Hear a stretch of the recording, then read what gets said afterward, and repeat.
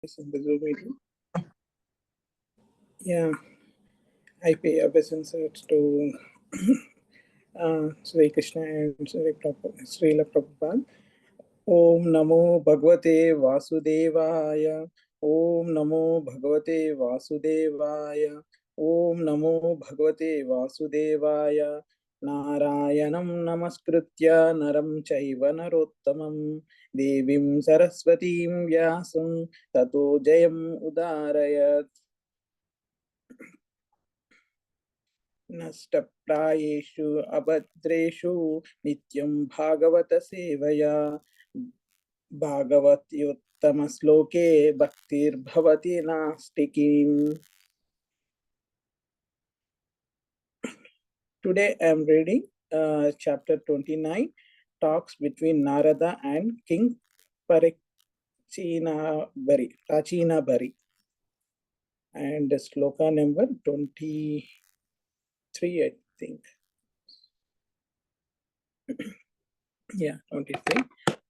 The followers of Yamaraj, Yavaneshwara, are called the soldiers of death, and they are known as the various types of disturbances that pertain to the body and mind. Prajvara represents the two types of fever, extreme heat and extreme cold, typhoid and pneumonia. The living entity lying down within the body is disturbed by many tribulations pertaining to providence, to other living entities, and to his own body and mind. Despite all kinds of tribulations, the living entity, subjected to the necessities of the body, mind, and senses, and sufferings from various types of disease, is carried away by many plans due to this lust to enjoy the world.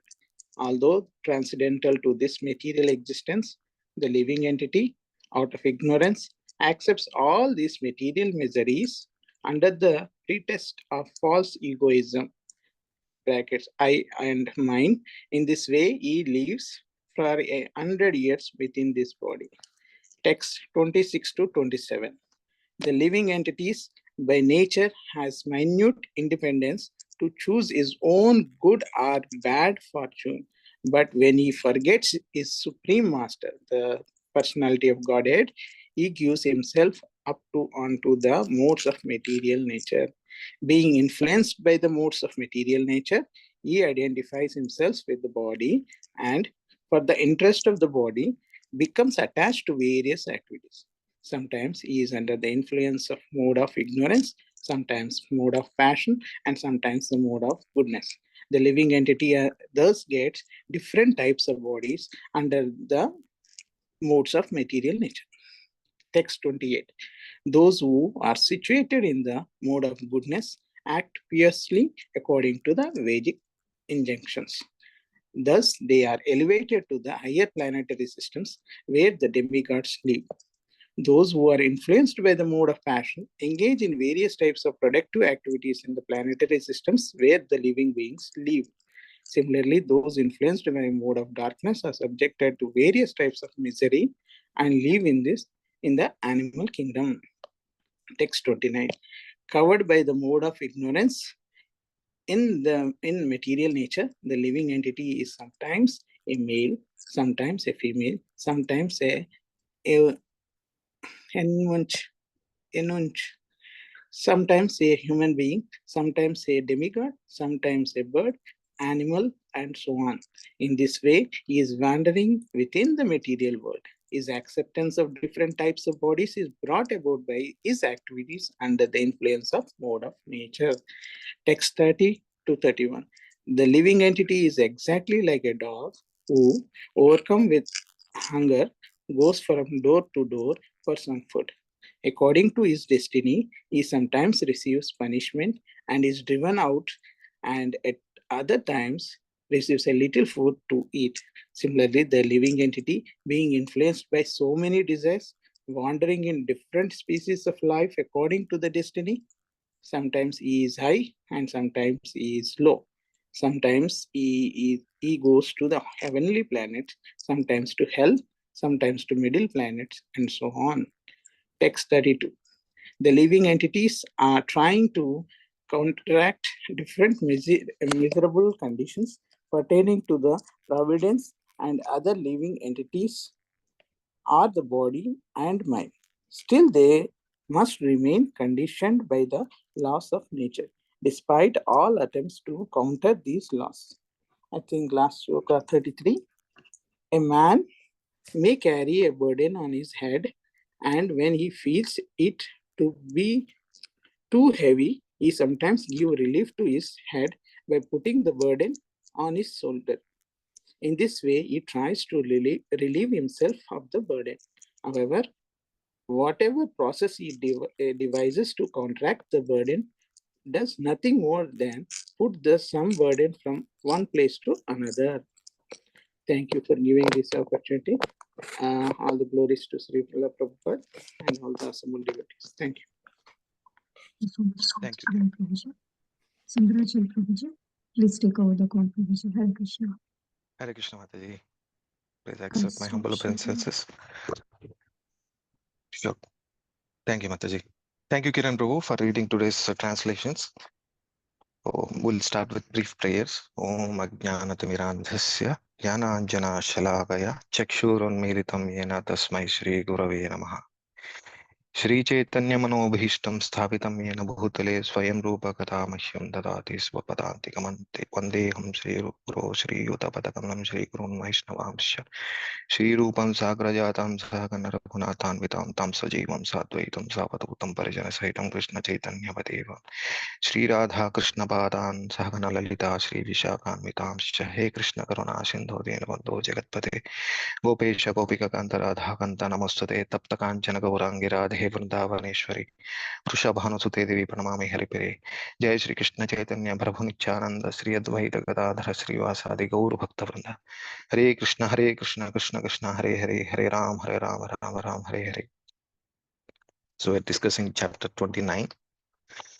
So in the context of the fourth canto, Prachina Parhi and his descendants, his 10 sons, Prachetas, are being discussed in the current series of chapters. Prachina Parhi and the allegory of the Puranjana, which was detailed by Narada Muni in order to save Prachina Parhi. So Prachina Parhishat, being a king who is an emperor of the whole world at that point, was absorbed in fruitive activities, and Narada showed him the dead sacrificed animals awaiting to avenge him, right? And he described about the city of 9 gates. So in this chapter 25, whatever has been discussed allegorically, indirectly in chapter 25, though they were completely detailed as part of Prabhupada's purports, were actually revealed by Narada in this chapter. So the chapter 29, we are currently discussing until verse 23 from verse 22, the talks between Narada and King Parachina Barhishat. So Narada's elaboration on the allegorical story, on the request of Prachina Barhi, he started it. And he explained all different characters in the beginning of the chapter. And material existence was being detailed from 26th verse to 33. And, once the information about the allegorical characters were described, now the reason why this allegorical story was explained by Narada, the Jiva, we are going to discuss it today. So till one moment, let me check my video. If it is there. Interesting. Let me. Radhika Mataji, is my video visible? Yes. Okay, thank you. So till verse 25, Narada Muni spoke about different characters of this story. And from 26 to 31, he spoke about the philosophy behind the story. So that's what we were discussing. And from 32 through 35, an overview, it explained that one cannot counteract the misery of this material world, the problems of this material world by material solutions. And from 36th verse onwards, there will be a description of the real remedy for the miseries. So getting into the details, some verse 23 to 25, it is displaying the followers of Yavaneshwara were described here, right? And they were the soldiers who are representing him. They all represent the death and various types of disturbances that pertain to the body and mind. So that's what the soldiers represent.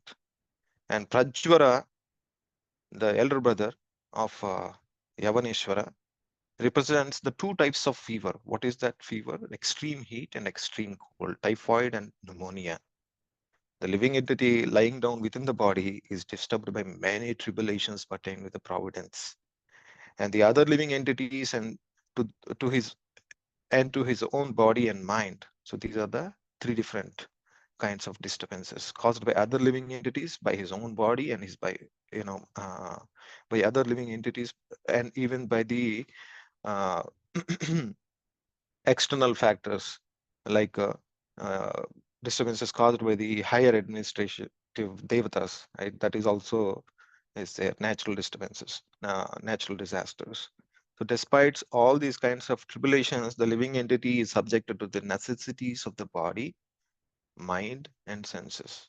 Because this equipment was given, the body, mind, and senses, which are actually the material counterparts of the original body, mind, and senses, since they were material, they have material needs. So that's what Narada is saying. Because of these needs, in order to fulfill them, he suffers from various types of disease. Is carried away by many plans due to his lust to enjoy the world. Although transcendental to this material existence, the living entity out of ignorance accepts all these material miseries. Yeah. Ajyaha, if you see the words, Ajyaha, disturbances of the mind, were described here. Similar to the Vyadha, Vyadhaya. Similarly, we call it Ajhaya. What is Vyadhaya means disturbances of the body. So it is similar to that. It is Ajhaya means disturbances of mind. So something also very interesting is Asyam. It means mouth. So similar to the word Hasyam, right? We smile through face with our mouth. So Hasyam. So it is also Asyam is that's why is a root word of representing mouth. So when you make a ha sound, that makes a smile. When you make a ha sound with it, yeah. Puranjana is attacked by Yavaneshwara, Kalakanya, and Prajvara. So how a jiva undergoes severe miseries is explained. So he becomes completely trampled by the false ego with the conceptions of me and mine. And ultimately, he lives 100 years or so in this material body. And Srila Prabhupada writes some interesting points. The cause of the dualities is material body. What are the dualities? Happiness, misery, so on and so forth, right? Sukham, dukkham, and cold and heat. These are all dualities of it's experienced by this material body in this material world. Each part of material body, Prabhupada is saying, has more capacity to give pain than to give pleasure. Very interesting. For example, toe in the body, it is not the toe is giving us so much pleasure to the body, right? So, but when the toenail gets actually cut or it is somebody, because if it is removed from the toenail, sometimes toenail gets infected. So that causes very intense pain, right? It causes very intense pain. Especially the injury with toe is very painful, but it has got great potential. That's why it is said it has got great potential to give pain. Every single part of a body, material body, has that potency. But although it is not there, that we are never conscious of, oh, my toe is serving me, working properly or something. We don't have such consciousness. Toe was giving me some pleasure, etc. Nobody thinks like that. The capacity of giving pleasure by the toe is not something that nobody even thinks about or is prominent at all. The capacity of toe or any part of the body to give pleasure to the body is much less compared to the capacity to give the pain.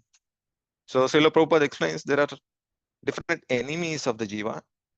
And what are the three enemies? Are three miseries representing the trident of Mother Durga. Mother Durga holds the trident representing three miseries.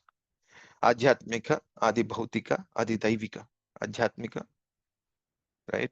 So these are the miseries created by other jiva, miseries created by one's own body, one's own mind, and so on. So these are the different kinds of miseries. The cause of all these miseries is because jiva desires to satisfy his senses in this material world.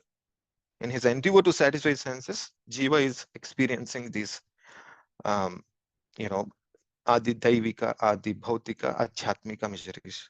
The solution to be freed from these miseries is if he simply withdraws his senses from the sense gratification and applies in services of the Lord, then all the problems in this material existence will be immediately get diminished. The next verse, 25th verse, Narada actually till 25th verse, if you see, spoke about the different characters of the story. Now 26 to 31st, so in the 6 verses, Narada speaks the philosophy behind the story. Essentially, he speaks about how the jiva transmigrates from one species to another species because of the desire to enjoy. So, idatmanam avijnaya, when the jiva, who is the self-seer, this is represented as Swadruk, the self-seer. Jiva has a little independence and he can see his own welfare. That's what it is mentioned. Jiva, when he uses higher intelligence, he can see his own welfare. A jiva who is self-seer, avijnaya, so Bhagavatam, when forgets Supreme Lord, avijnaya Bhagavatam, when he forgets Supreme Lord, who is Param Guru, the Supreme Guru, out of forgetting Supreme Lord, Supreme Guru, is experiencing these miseries, right? Purushastu Visajjate, that means forgets Supreme Master, Supreme Person of Godhead, Guneshu Prakrutehe, he gives himself to the modes of the nature attached to the gunas. And then what he does? Gunabhimani sattada, karmani kurute avashaha. Avasha, he helplessly performs actions in the three modes. And sattva, rajo, tamo guna. And then as a result of his actions, what happens? Suklam krishnam lohitam va yatha karmabhijayate. He takes birth according to his actions in the three modes. Such a wonderful verse described by Narada Muni. Just concisely, the whole essence of our material existence is described in this verse. So this is actually a similar counterpart to Bhagavad Gita verse you might have heard. Purusha prakrutistho hi bhunkte prakrutijan gunan karanam guna sangasya sadasad yoni janmasu. What it means? This is basically saying when the Purusha, he interacts with the three modes of material nature, prakrutistho hi bhunkte, he tries to enjoy prakrutijan gunan. Karanam guna sangasya, because of that association, he is taking birth in sadasad yoni janmasu, in both glorious births and inglorious births in terms of the material position. And that is the reason for his material existence. Analogy Srila Prabhupada gives is that jiva may choose to imitate Supreme Lord just to, like a person working under master, but sometimes what happens, servant may want to imitate his master, start his own business, right? So when devotee was working in, actually, let me skip that example. So we try to imitate, let's say, kid try to imitate his parents, right? And kids also try to imitate their teachers and his classmates who are elder to him sometimes. right? So we imitate, all of us are imitating Supreme Lord. One may desire to start his own business by imitating his master and may choose to do so, but he may leave the protection of his master at times. Sometimes he's a failure and sometimes he is a successful in his attempts. So similarly, Jiva starts his own business to compete with this world.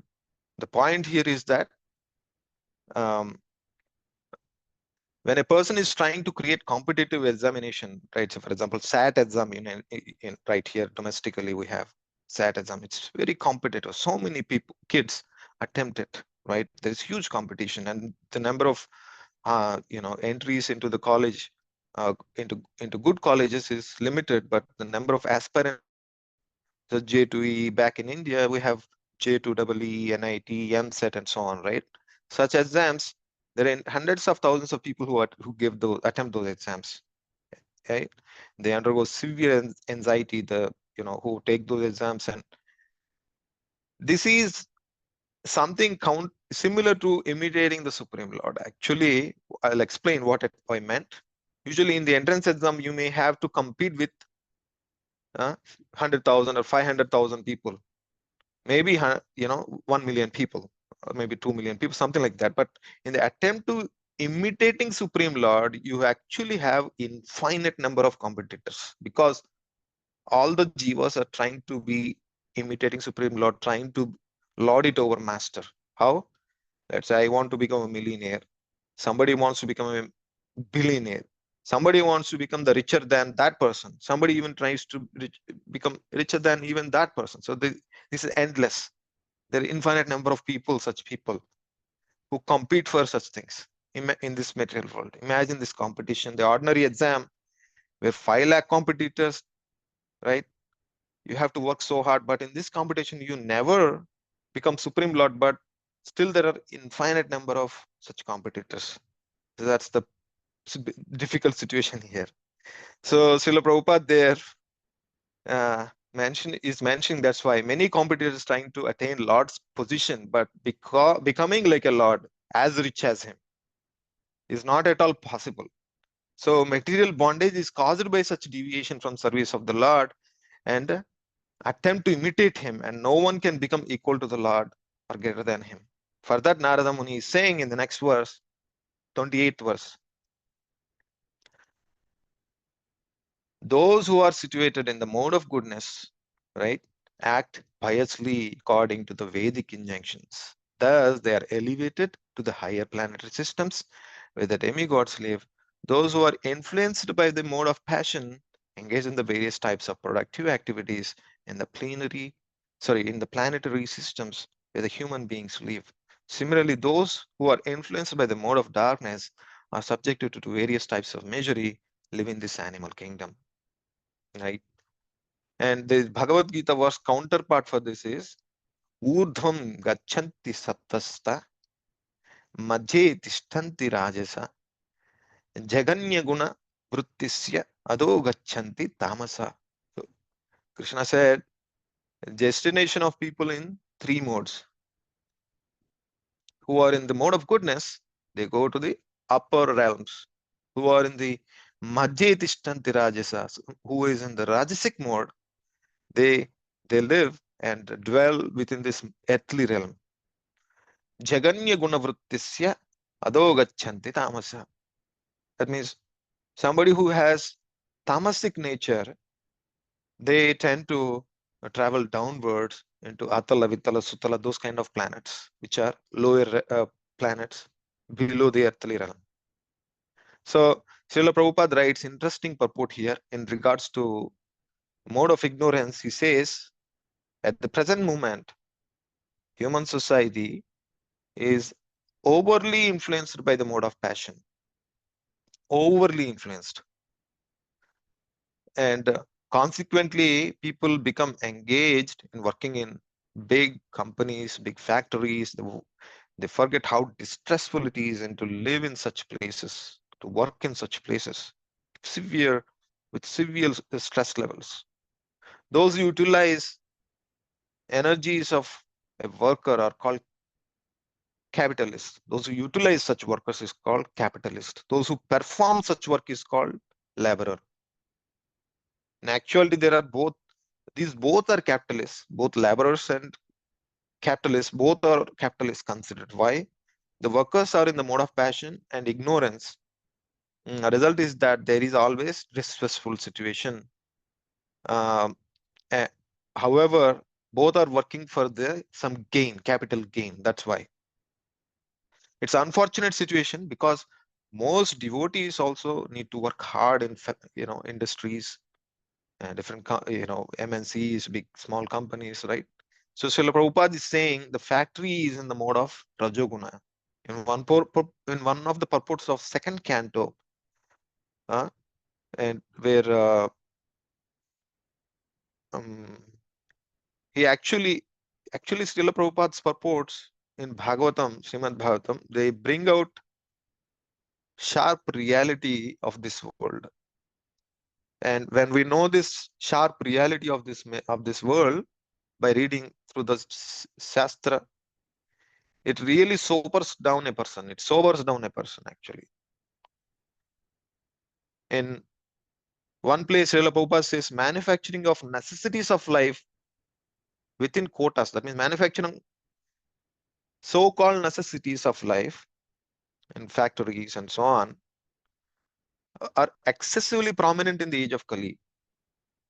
And he's saying it translates Kali Yuga as a age of machine, excessively prominent in this age of Kali Yuga, which is actually at the summit stage of quality of darkness. Actually, and how do we identify it? Because we are basically excessively engaged in the age of machine, right? That's why it is overwhelmed with the quality of darkness. Like, why? Because manufacturing enterprises by human society are in the mode of darkness. Practically, there is no necessity for most of the commodities which are manufactured in this system. That is the point Prabhupada is saying. Human society partially requires, primarily requires food, clothing, shelter, right? At most. And the needs are therefore artificial, provided by the factories. Pure state of life, there is actually no such, lavish needs.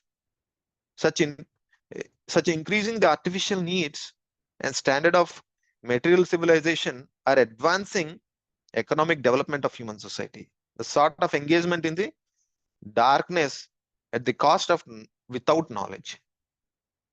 So they consider having spiritual knowledge to be less importance in life. That's the problem of this huge engagement in the economic development. So Srila Prabhupada once wrote a letter to Gopal Krishna Maharaj when he was actually working for PepsiCo. So he wrote a letter to Srila Prabhupada because of a Shudra job that I am in. That means, should I quit the job? Srila Prabhupada wrote back, no, a devotee is never a Shudra. He may be working, but he is transcendental. Because the activity is done in terms of service under the Lord, it is all under transcendental plane. Therefore, dear Gopal Krishna, you should not quit your job because you are serving Krishna. Although you are working hard, you are always working for Krishna. So do not be confused about your position and never forget about Krishna in any circumstances. So this very interesting letter is written by Srila Prabhupada back in those days. That indicates our life is centered around Krishna and we engage in our jobs, material duties, which are not disconnected with Krishna but connected with Krishna. That will ensure that we are in properly situated. We are properly situated. So the foolish jiva in 29th verse is sometimes a man, sometimes he's a woman, sometimes he's a eunuch, right? Sometimes he's a devata, sometimes he's an animal, sometimes he's a human being. His birth takes place, however, repeatedly. Yatha karma gurum bhavaha, according to his gunas and actions. So Srila Prabhupada is explaining that how a jiva is like a person haunted by a ghost under the influence of Maya. So haunted by a ghost, influence of Maya, because jiva becomes exactly like a person haunted by ghosts. Such a person speaks all kinds of, Prabhupada says, such a person speaks, who is haunted by ghosts, speaks all kinds of nonsense. When jiva is covered by influence of Maya, he becomes so-called scientist, philosopher, politician, or socialist, and at every moment presents different plan for the benefit of human society. So whatever is contextual 50 years back is no longer useful to anyone, right? Any plan proposed by a politician or a scientist is outdated. These plans keep outdating. Neither the person is permanent, neither the plans that he makes are relevant for the future generations. So and so forth. That's why it is addressed here as. But at the moment, when the people are at the moment, they think that they are very prominent and are so important, and they actually ready to give out their lives, and they are ready to faithfully serve those, politicians, philosophers, scientists. But ultimately, the darkness. So the reality is the darkness, right? That's why it is compared to the person haunted by a ghost. So solution that Srila Prabhupada recommends. Why it is, what a ghost does. Ghost is actually a thirsty, and it never gets quenched his thirst, no matter how much, because it cannot drink water. Ghost is always hungry, but it cannot really quench his hunger by eating foodstuffs, because it doesn't have a body, physical gross body, it only has subtle body. That's why ghost has these obnoxious desires, but it cannot fulfill any of them. Similarly, these, whatever we are trying to get into the moon and trying to establish, civilization there. At the most, probably we can go to moon.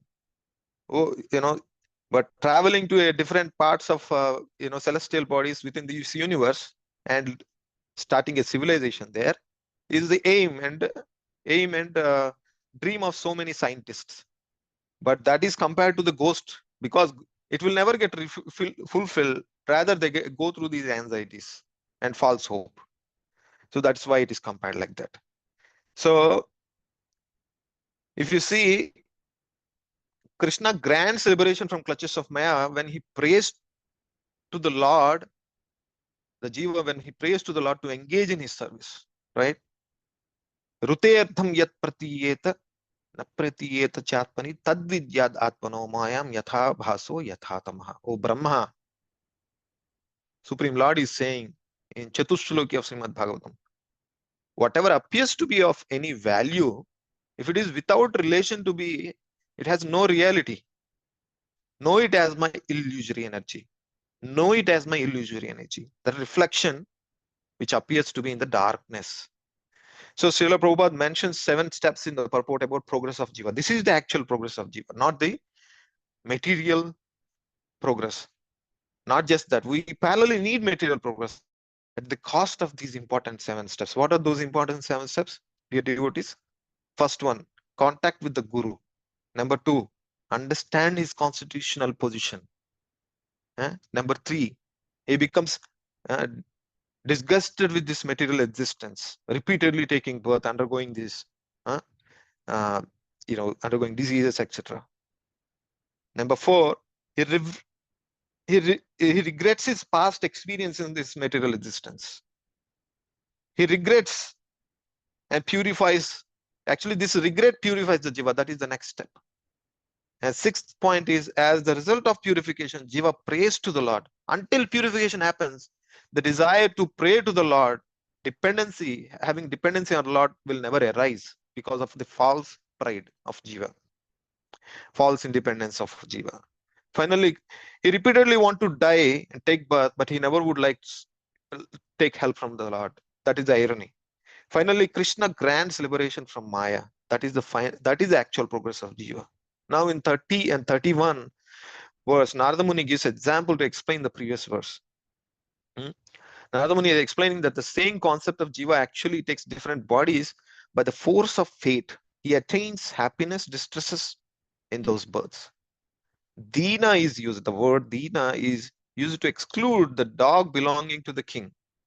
Comparison to a dog is very appropriate in this verse, right? Because sometimes dog gets a rich master and it gets a lot of facilities and happiness.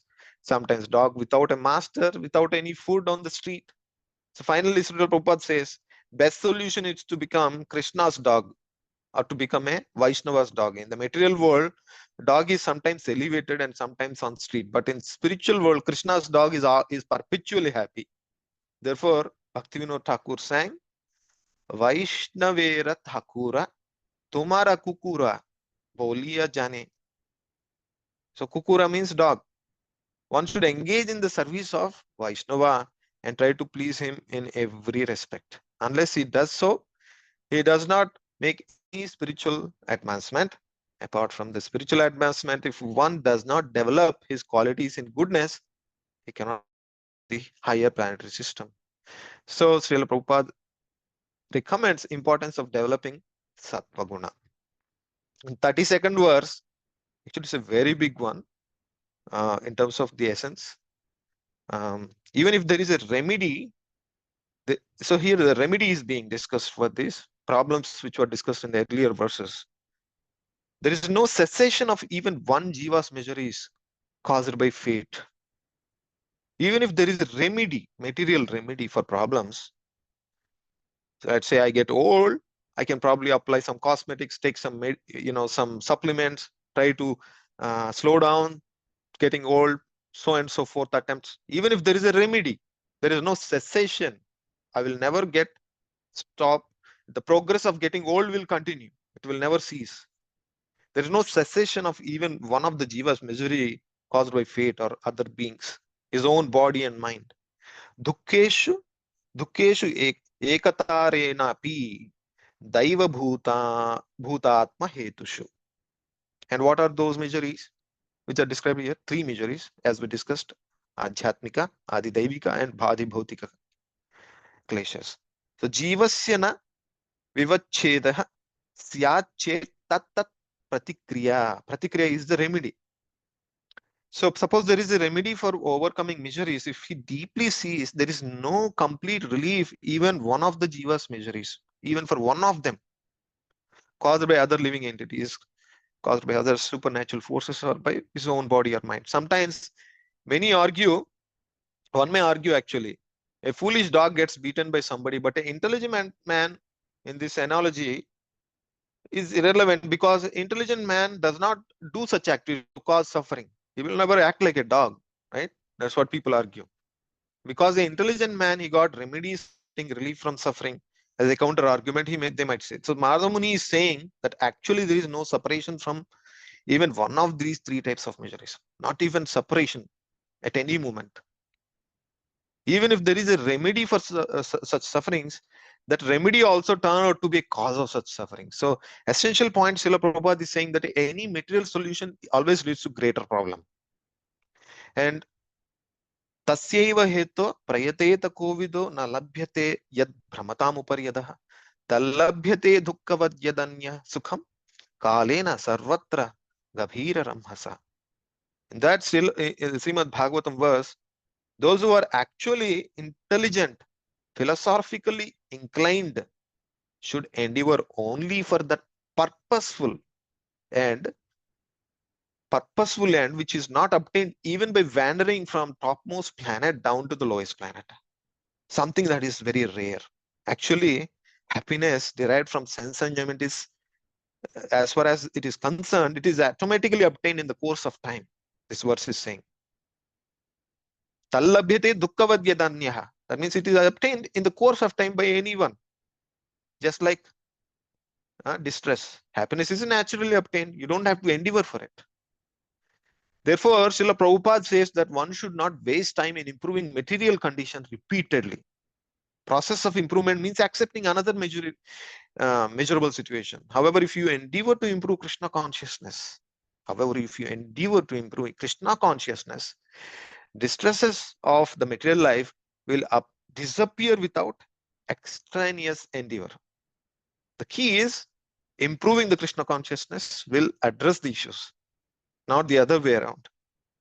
Generally, when we tell people to take Krishna consciousness to take to the satsang, people say, when the Lord will give me inspiration, then at that time I will come. So according to Srimad Bhagavatam, for improving material situation, if you ask, they don't say for improving material situation. If you say, right, they will never say when Lord gives me inspiration, then that time I will do. So what this verse says is that Tasyaiva hetu, one should actually put endeavor for advancing spirituality for his own good. Tasyaiva hetu. But in the case of improving material situation, one should not over endeavor. You can endeavor, but not over endeavor. So whatever is needed, we have to do it, because based on karmas, many of these things are decided. Therefore, one should not over endeavor.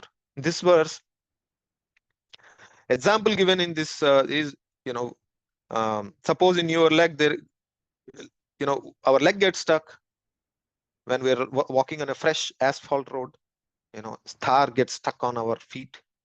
Then if, let's say, we try to remove the tar using another leg, then you may remove from another leg, but the problem is it gets stuck to the other leg. You may try to remove it, but using hand, but anything, it will just shift. Problem will only get shifted from one part of the body to another part of the body, right? That's what it is being discussed here. Similar, Prabhupada is mentioning about when humans invented cars and then they got a problem of making roads. Now there is always traffic jams.